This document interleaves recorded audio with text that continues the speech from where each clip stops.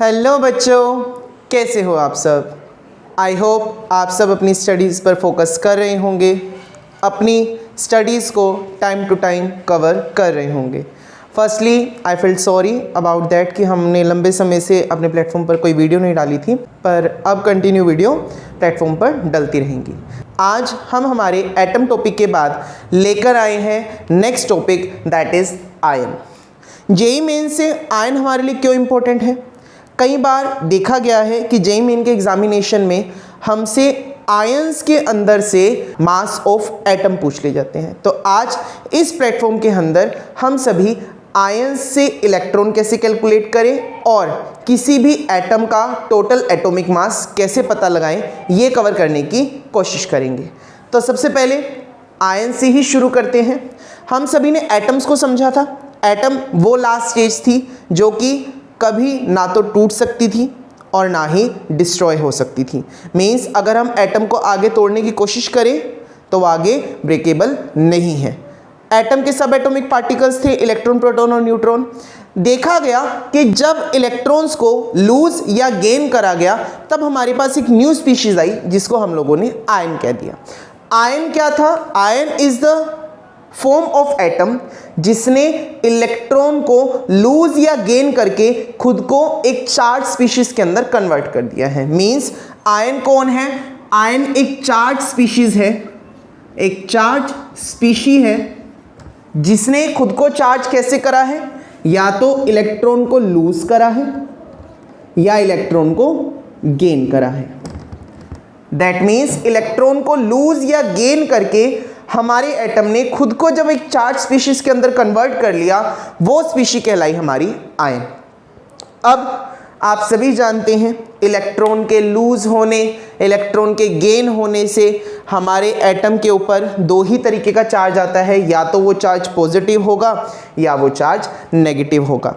That means ion जो है वो दो टाइप्स का है, एक कटायन कहलाता है और एक अनायन कहलाता है। कटायन कौन है? जिसने इलेक्ट्रॉन को लूज करा हो, जिसने इलेक्ट्रॉन को लूज करा हो और लूज करने की वजह से उस पर कौन सा चार्ज आया? Positive charge. समझिए, इलेक्ट्रॉन क्या है? इलेक्ट्रॉन एक नेगेटिव चार्ज स्पीशीज है। नेगेटिव चार्ज के कम होने का मीन्स क्या है? पॉजिटिव चार्ज का इंक्रीज होना। दैट मीन्स इलेक्ट्रॉन के लूज होने पर नेगेटिव चार्ज क्या हो रहा है? डिक्रीज हो रहा है और उसकी वजह से अंदर जो प्रोटॉन है वो बढ़ रहा है। हर एटम के अंदर हमारे पास यहाँ प्रोटॉन पॉजिटिव है और बाहर इलेक्ट्रॉन नेगेटिव है। अब जब इलेक्ट्रॉन लूज होगा तो अंदर वाले प्रोटॉन का चार्ज तो बढ़ेगा ना, क्योंकि आप सबने क्या पढ़ा? जितना प्रोटॉन होता है उतना ही इलेक्ट्रॉन होता है। प्रोटॉन जितना है उतना ही इलेक्ट्रॉन है। दैट मीन्स कि जब इलेक्ट्रॉन रिलीज किया जाएगा तब अंदर के प्रोटॉन की वैल्यूज तो बढ़ेगी ना, यहाँ पे अनस्टेबिलिटी आएगी। दैट मीन्स कि जब इलेक्ट्रॉन रिलीज होगा तो लूज ऑफ इलेक्ट्रॉन की वजह से जो आयन स्पीशीज तैयार होगी वो होगी कटायन स्पीशीज। क्यों?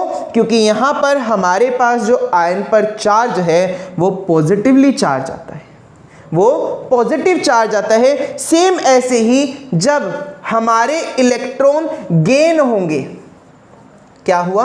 इलेक्ट्रॉन गेन करे एटम ने, और इलेक्ट्रॉन गेन करने का मतलब क्या है? पहले प्रोटॉन और इलेक्ट्रॉन इक्वल थे, अब गेन करने का मीन्स क्या हो गया कि इस इलेक्ट्रॉन की वैल्यू बढ़ेगी। पहले इलेक्ट्रॉन की वैल्यू कम हो रही थी, प्रोटॉन की वैल्यू बढ़ रही थी। अब इलेक्ट्रॉन की वैल्यू बढ़ रही है तो प्रोटॉन की वैल्यू तो कम कहलाएगी अपने आप। एटम के अंदर जब ये साइड वाले इलेक्ट्रॉन बढ़ रहे हैं तो अंदर के पॉजिटिव वाले तो कम होंगे ही ना। इसका मतलब क्या हो गया? नेगेटिव चार्ज बढ़ने लगा। इसी वजह से अनायन कौन से चार्ज में एग्जिस्ट करता है? नेगेटिवली चार्ज में। कहने का मीन्स क्या है कि आयंस दो स्पीशीज के अंदर एग्जिस्ट कर रहा है, एक पॉजिटिव और एक नेगेटिव। पॉजिटिव चार्ज को हम लोग कटायन स्पीशी कह रहे हैं और नेगेटिव चार्ज को हम लोग अनायन स्पीशीज कह रहे हैं। कटायन का मीन्स क्या है? जब इलेक्ट्रॉन लूज हुआ, लूज होने की वजह से अंदर के प्रोटॉन बढ़ रहे हैं। प्रोटॉन बढ़ रहे हैं, इसका मीन्स क्या हो गया? हमारे ऊपर कौन सा चार्ज हावी हो रहा है? Positive charge. इसी वजह से एटम जब इलेक्ट्रॉन लूज करता है तब हमारे पास कौन सा चार्ज आ रहा है? पॉजिटिव, जिसको हमने क्या कह दिया? कटायन। सेम ऐसे ही जब इलेक्ट्रॉन गेन किए गए, नेगेटिव चार्ज खुद के ऊपर बढ़वाया गया, तो एटम कौन सा चार्ज गेन करके दिखाएगा? Negative charge. Negative charge gain होने का मीन्स क्या है? अनायन स्पीशीज। अनायन स्पीशीज का मीन्स क्या है? इलेक्ट्रॉन का बढ़ना और प्रोटॉन का घटना। ये तो था बिल्कुल जर्नल सा नॉलेज आयंस के बारे में। अब थोड़ा सा वन बाय वन करके इसकी डेप्थ तक पहुंचते हैं। इससे जो जो इंपॉर्टेंट बातें हम समझ सकते हैं उसको क्लियर आउट करते हैं। देखिए, आपके मन में एक क्वेश्चन आ रहा होगा कि अगर हमारा एटम इलेक्ट्रॉन्स को लेता है तो उसके ऊपर कितना चार्ज आना चाहिए, और अगर हमारा एटम इलेक्ट्रॉन को लूज कर रहा है तो कितना चार्ज आना चाहिए। कटायन का केस क्या था? कटायन के केस में इलेक्ट्रॉन लूज हो रहे हैं, दैट मीन्स हमारा है इसका Z एटम है और A एटॉमिक मास है। अब एटॉमिक मास पर कोई चार्ज दिख रहा है? नहीं दिख रहा। इसका मतलब इस एटॉमिक मास पर नेट चार्ज कितना है? 0। अभी कोई चार्ज नहीं है, अभी हमारा एटम बिल्कुल न्यूट्रल अवस्था में है, ना तो कोई इलेक्ट्रॉन लूज हुआ ना कोई इलेक्ट्रॉन गेन हुआ। अब क्या हुआ? एंथैल्पी एनर्जी लगाई गई, इलेक्ट्रॉन लूज करने के लिए आयनाइजेशन एंथैल्पी लगाई गई, और जैसे ही आयनाइजेशन एनर्जी लगी तो इस मेटल में से X इलेक्ट्रॉन बाहर आ गए। देखिए क्या बात कही मैंने, जो ये मेटल जिस पर नेट चार्ज 0 था, इसमें जैसे ही एनर्जी एंथाइजेशन एंथाई वैसे ही तुरंत उसके अंदर जो कि 1 2 3 4 कुछ भी हो सकता है, इतने इलेक्ट्रॉन बाहर आ गए। अब इसके ऊपर कुछ चार्ज आना चाहिए।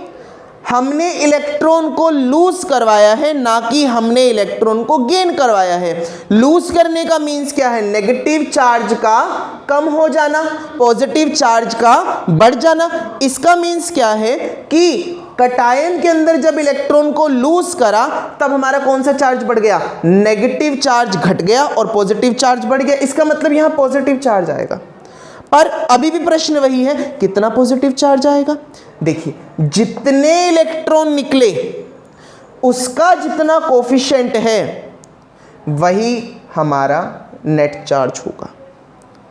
पहले जब न्यूट्रल था, आयनाइजेशन एंथैल्पी लगी, एनर्जी लगने के बाद में हमारे इलेक्ट्रॉन को रिलीज करवाया गया, तो जितने इलेक्ट्रॉन रिलीज हुए यहां पर जितना कोफिशिएंट, इसको कोफिशिएंट ही तो कहते हैं बच्चे मैथमेटिक्स के अंदर, फ्रंट वाली मैथमेटिकल वैल्यू को, मैथमेटिकल अल्फाबेट को हम लोग कोफिशिएंट ही तो कहते हैं। तो जितना ये कोफिशिएंट है उतना ही कोफिशिएंट का पॉजिटिव नेट चार्ज आएगा हमारे आयन के ऊपर। इतनी बात आ गई कैटायन में। अब आते हैं अनायन के अंदर। यही केस अनायन में है।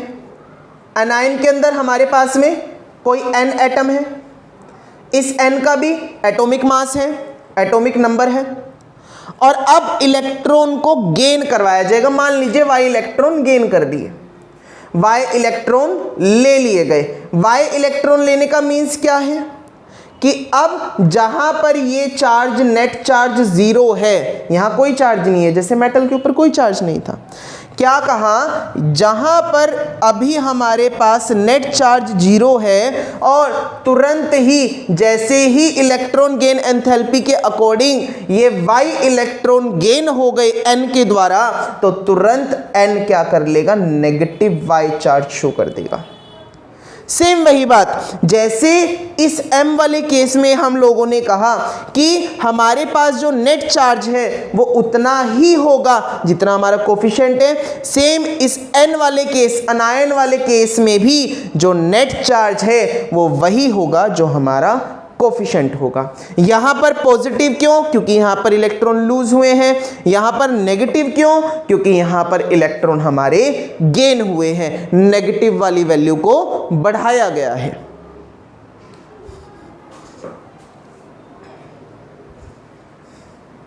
अब देखिए, आपके मन में डाउट आ रहा होगा कि सर इस चीज का लिंक कहाँ है?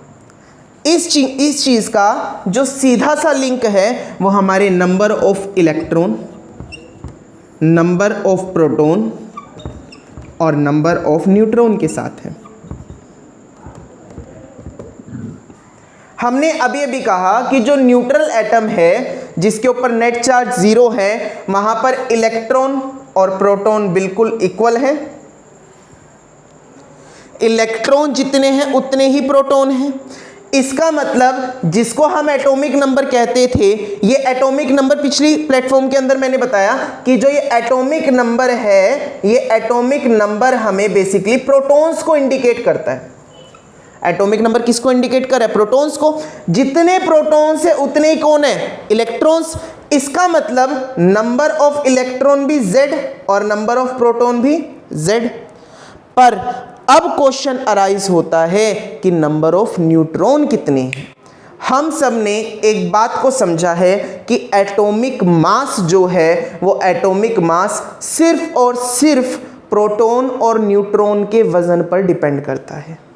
जो नंबर ऑफ इलेक्ट्रॉन है उनका मास बिल्कुल नेग्लिजिबल है, उनका मास 0 कंडक्ट कर लिया जाता है, जिस वजह से पूरे एटम का जो मास है वो सिर्फ और सिर्फ न्यूट्रॉन और प्रोटॉन का एडिशन है। मींस हमारे पास जो एटॉमिक मास है वो एटॉमिक मास कौन है?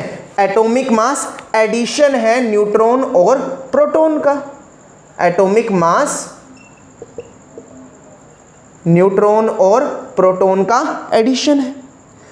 अब हमने क्या कहा? एटॉमिक मास कौन हमारा? ए इक्वल्स है n प्लस प्रोटॉन के। तो अब हमने अभी अभी क्या बात समझी? प्रोटॉन की वैल्यू कौन है? Z। प्रोटॉन की वैल्यू क्या मिली? Z। तो अगर मैं प्रोटॉन की वैल्यू को Z रख दूं और न्यूट्रॉन की वैल्यू निकालना चाहूं तो A में से Z को माइनस करने पर मुझे नंबर ऑफ न्यूट्रॉन मिल रहे हैं। तो वही बात, जो हमारे पास एटॉमिक मास था, जो हमारे पास एटॉमिक नंबर था, हमारी रिप्रेजेंटेशन कैसी थी? एलिमेंट की ऐसे थी। ये हमारा एटॉमिक नंबर, ये हमारा एटॉमिक मास। एटॉमिक मास में से एटॉमिक नंबर माइनस कर दे तो हमारे पास कौन आ रहा है? Number of neutron. That means number of neutron अगर कैलकुलेट करनी है तो A में से Z को माइनस करना है। ये किस चीज़ के लिए है? अभी तक ये उस कंसेप्ट के लिए है जहां पे आपका नेट चार्ज क्या है? 0। मींस अगर आपको एटम के रिगार्डिंग इलेक्ट्रॉन, प्रोटॉन और न्यूट्रॉन पूछे जाते हैं तो आप लोग डायरेक्ट इस फॉर्मूले का इस्तेमाल करके पता लगा सकते हैं कि आपके इलेक्ट्रॉन कितने हैं, आपके प्रोटॉन कितने हैं और आपके न्यूट्रॉन कितने हैं। पर क्वेश्चन अराइज होता है कि सर आयन के केस में कैसे पता लगाएं? आयन से कैसे पता लगे कि इलेक्ट्रॉन कितने हैं, प्रोटॉन कितने हैं और न्यूट्रॉन कितने हैं? तो इसके लिए आपको एक ट्रिक प्रोवाइड करता हूं। ये ट्रिक है आयंस के केस में। देखिए, आयंस के केस में हमारे पास न्यूट्रॉन तो सेम रहेगा, न्यूट्रॉन का फॉर्मूला यही रहेगा, प्रोटॉन का फॉर्मूला भी सेम रहेगा। पर क्वेश्चन आता है इलेक्ट्रॉन पे। आयंस के केस में हमारे मन में डाउट क्या आता है कि इलेक्ट्रॉन्स का कैसे पता लगाया जाए आयंस के केस में कि इलेक्ट्रॉन कितने हैं। अब इलेक्ट्रॉन को अगर पता लगाना है तो ये ट्रिक जो आपको प्रोवाइड कर रहा हूं आप इसको डायरेक्ट यूज कर सकते हैं। और ये ट्रिक क्या है? आपने क्या करना है, आपको जो ये Z मिला हुआ है इसमें से चार्ज को माइनस करना है। देखिए क्या बात कही मैंने, आपके आयन के केस के अंदर न्यूट्रॉन सेम रहते हैं, वही फॉर्मूला जो एक एटम के लिए यूज हो रहा है वो आप आयंस में भी यूज कर सकते हैं। प्रोटॉन भी हमारा सेम रहता है, प्रोटॉन वही होगा आयंस के अंदर जो हमारा एटॉमिक नंबर होगा, क्योंकि प्रोटॉन्स चेंज नहीं हो रहा। आयंस किसकी वजह से बन रहे हैं? आयंस या तो इलेक्ट्रॉन के गेन की वजह से बन रहे हैं, इलेक्ट्रॉन के लूज की वजह से बन रहे हैं। इसका मतलब चेंज किस में आएगा? सिर्फ आयंस में। इलेक्ट्रॉन के अंदर चेंज आएगा। इसका मतलब क्या? नंबर जो कैलकुलेशन है वो इलेक्ट्रॉन की चेंज होनी चाहिए। इसी वजह से इलेक्ट्रॉन कैलकुलेट करने के लिए आप इस कंसेप्ट को डायरेक्ट यूज कर सकते हैं। क्वेश्चन मिला कि भाई O2 नेगेटिव के अंदर इलेक्ट्रॉन कितने हैं?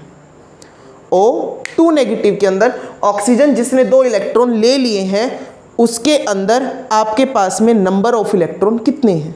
आपके पास में क्वेश्चन क्या आया कि O2 नेगेटिव के अंदर इलेक्ट्रॉन कितने हैं। आप ऐसे भी डायरेक्ट याद कर सकते हो कि सर O तो हमारे पास 8 होता है और 8 के अंदर हमने 2 इलेक्ट्रॉन्स को ऐड कर दिया तो हमारे पास 10 हो जाता है। सिंपल सा क्वेश्चन है। पर अगर कंसेप्चुअली इससे बात करें तो Z कौन एटॉमिक नंबर, ऑक्सीजन का एटॉमिक नंबर 8 और माइनस करा हमने चार्ज को साइन के साथ लेना है, प्लस होगा प्लस, माइनस होगा माइनस, तो माइनस है 2, माइनस माइनस प्लस करा, इलेक्ट्रॉन कितने आ गए 10। सेम ऐसे ही अगर पता करा जाए एल्यूमिनियम 3 पॉजिटिव के अंदर इलेक्ट्रॉन्स का, ट्राई करिए। एल्यूमिनियम 3 पॉजिटिव के अंदर अगर इलेक्ट्रॉन्स का पता लगाना है तो कितने इलेक्ट्रॉन्स कलेक्ट होंगे हमारे, कितने प्रोटॉन्स होंगे और कितने न्यूट्रॉन्स होंगे।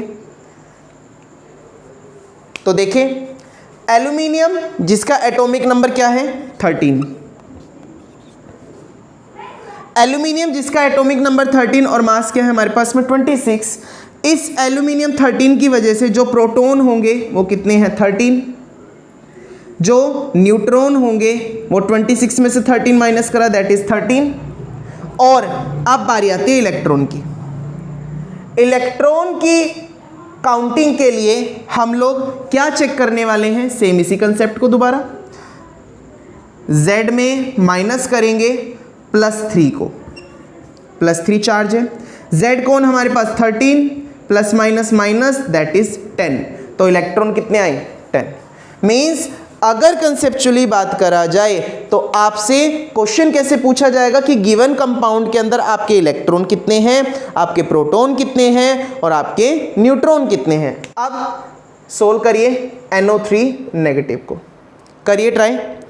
इस पूरे कंपाउंड के अंदर आपके पास में, इस आयनिक कंपाउंड के अंदर आपके पास में कितने इलेक्ट्रॉन हैं टोटल, कितने प्रोटॉन हैं और कितने न्यूट्रॉन हैं।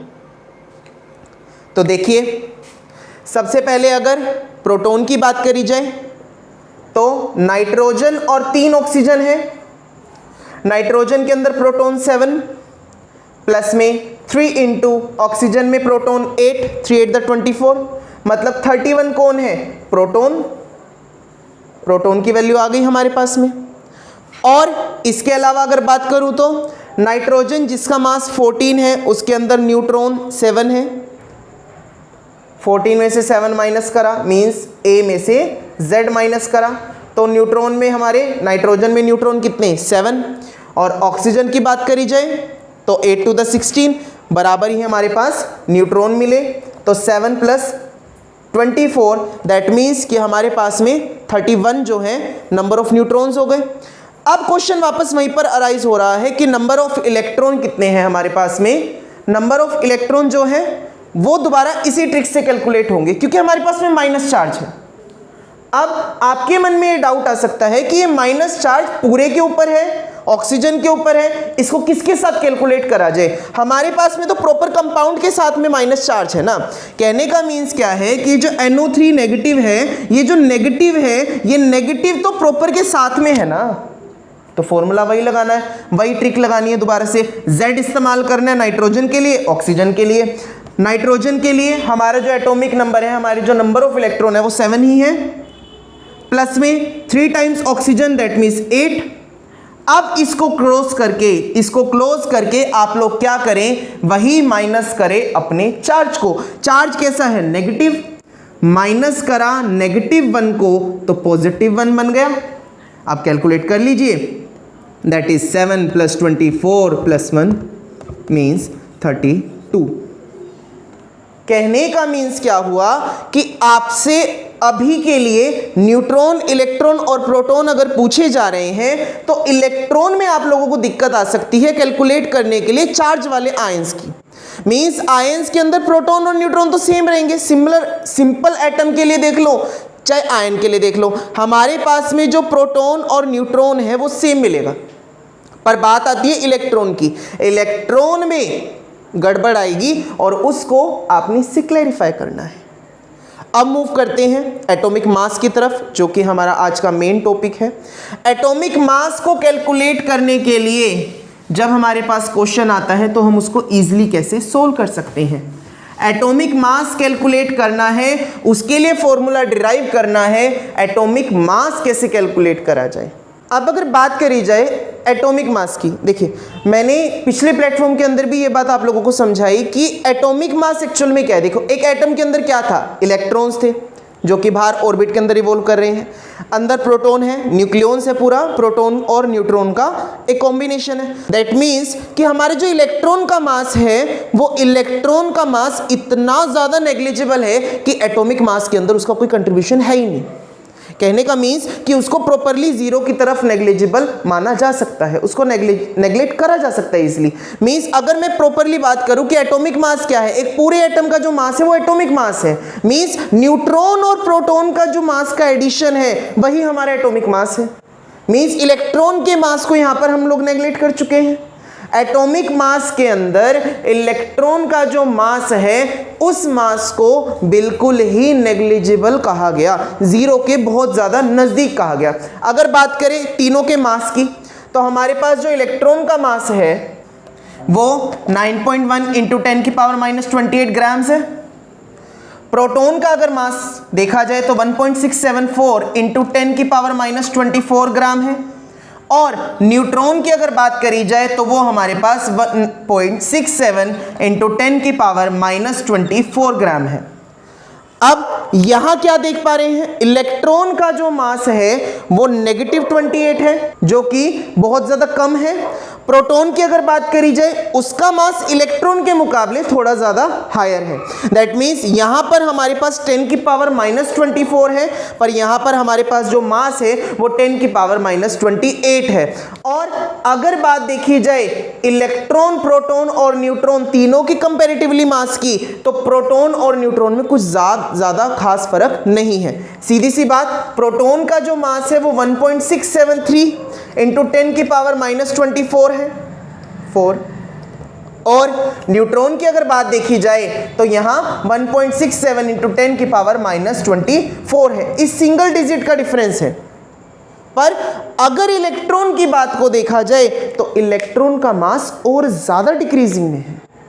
इसी वजह से पूरे एटम का जो मास है वो न्यूट्रॉन और प्रोटॉन के ऊपर डिपेंड कर रहा है।